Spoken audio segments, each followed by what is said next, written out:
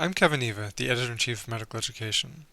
One of the things that we've been trying to do for the past few years at the journal is to take advantage of new technologies to enable authors and readers to do a bit of community building and share ideas and insights and things that wouldn't typically make it into the journal's pages. We've created podcasts and we've created a discussion board, both of which are accessible through our website, www.mededuc.com. And what you're witnessing now is the first in an effort to create a YouTube channel whereby authors or others can share things visually and provide, again, more information to the readership that they might find useful. In this first video, you'll see a conversation between Lynn Monroe and Charlotte Rees about some work that they conducted on intimate patient examinations. Not specifically about the work itself, but rather about the media engagement and the efforts that were required to try to help convey their findings to a lay audience and some of the challenges and difficulties that might arise in doing so. I hope you enjoy the video and as always look forward to your feedback on how we might make these sorts of activities more useful to you. Please feel free to write anytime at med@mededuc.com. We'd love to hear from you and again hope that you enjoy the video. So Lynn, we've obviously both read the newspaper articles that have been written on the basis of our paper. How do you feel about how our paper has almost been restoried in these articles? Yeah, I think it's really interesting the way that it's been sort of represented. And one of the most shocking things I found was particularly the rephrasing of intimate examinations to be called intrusive examinations. And unauthorised as well. And what that tends to feel, I feel that there's much more sort of negative connotations around the intrusiveness and intruder. You know, so it actually sort of suggests that somebody is doing the intrusion rather than intimate examinations, which is much more descriptive. Yeah, sure. I mean, what really stood out for me was the words that they missed. And for me, one of the key issues in our paper is that, you know, many of the examples, in fact, the students do have consent. Absolutely. But the student thinks that the consent is invalid in some way. And in all of those big articles, the word valid had been dropped off. So there's no consent. Yeah, absolutely. Not valid consent. And I think that was one way that the media articles really sort of sensationalised the story.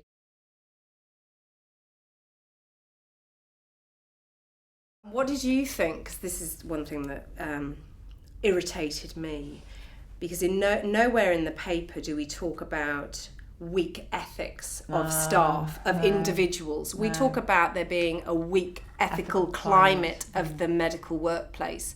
So we've gone from a systems cultural perspective in the paper to that being interpreted, extrapolated to individual staff, and that really medical sort of wound me up a bit.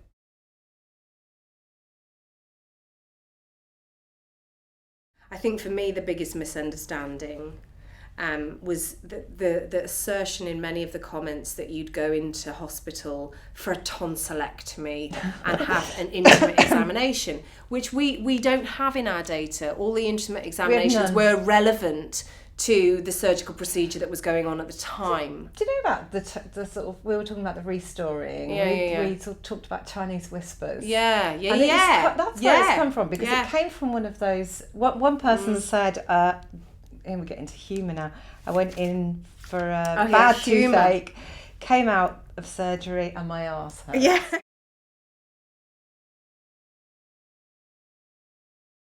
How are we going to do this? Again, you know, we've got to get the press release probably a bit more right than we did last time. I think we need to have it we need to translate anything that we talk about into newspeak. The language that the media will use. Yeah.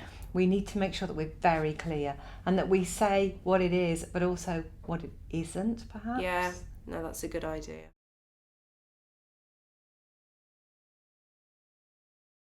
Let's move on and talk about the comments that we've looked at from the general public, And we've got comments, from the general public, from patients, from doctors, from other healthcare professionals, from people who say that they're family members of doctors and other healthcare professionals, from medical students and other students. The kind of talk that they use in their in their comments, and something you've raised there about the scapegoating of the doctors, because there's an awful lot of talk about doctors as God, as pigs, as offender, as accomplices to crimes, and all of this really derogatory talk. There's a lot of doctor bashing. Twisted, perverted, and disgusted. Dirtbags, grossly overpaid clowns. That was kind of my personal favourite.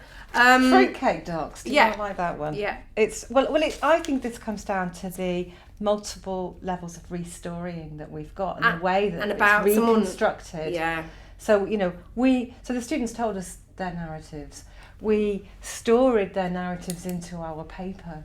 Then, that was restoried again into a press release, into newspaper articles, magazine articles, and then it's taken hold of. And taken a grand narrative, the hero, the villain narrative. Absolutely. So that doctors really, in many respects, the comments, are constructed as the villain. They became the villain. They're the villain of the piece.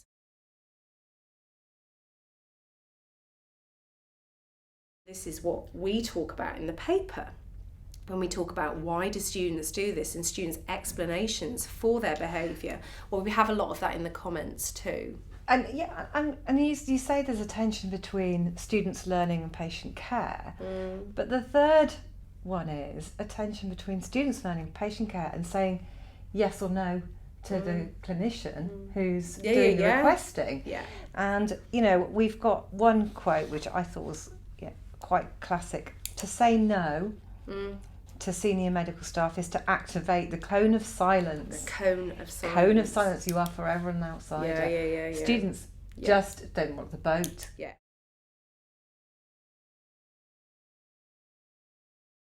And as well, the emotion talk was really very strong in the comments. I mean, I've just jotted down here various emotions that come through the comments, and and these are not So go on then, tell us. So I've got angry, disgusting, horrified, my jaw just hit the floor, terrible, not surprised, outrageous, horrific but not surprising. There's a lot of not surprising. Awful, ice cold. I mean, the person was saying, I read this and I was ice cold. Revolting, creepy, shocked, disturbing, worried, me dead. There's also a lot of swearing.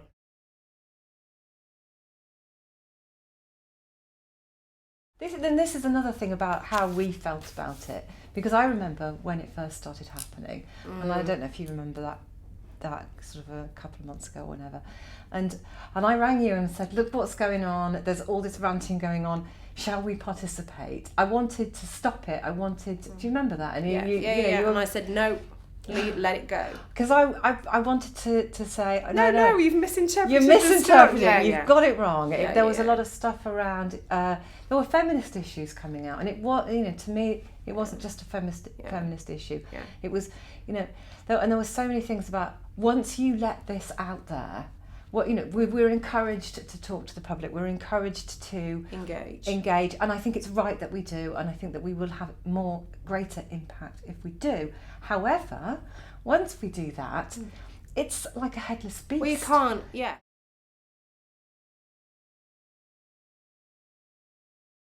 And I also worry about any negative. I mean, we can't just say it's only had a positive impact. And I wonder about debates, because we talked about debates. Are these debates, or are they just single individual postings of outpourings? Yeah, most of them is single and individual. And so, I know that we managed to get a broader debate going with sort of authorities and what have you. Think words were said. I think I think one of the benefits that came through the newspaper articles is that those journalists had sought comment from, for example, the CEO of a consumer organisation in Australia, And, and also the head of the Dean's Group in Australia, and they'd sought comment from the Australian Medical Association, although their comments weren't in any of the documentation that I could find. And I do think that we would have struggled to do that as researchers. We wouldn't have got because anywhere. Because the journalists have the power, have some power. Well, it's about being out there in the public domain. Yeah. And I think the problem is we've tried it before. We've tried sending our papers we just get ignored. to top people, and it's it's glossed over. Once it's in the newspapers, once questions are asked, then they take it more seriously. Yeah.